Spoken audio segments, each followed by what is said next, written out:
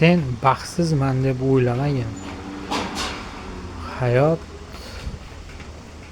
o'zi seni baxtli qiladi. Mana shu bilmam bu qanaqa hasharot to'g'risi. Mana shu ham shu ventilyator tagida nafas olib o'tiribman.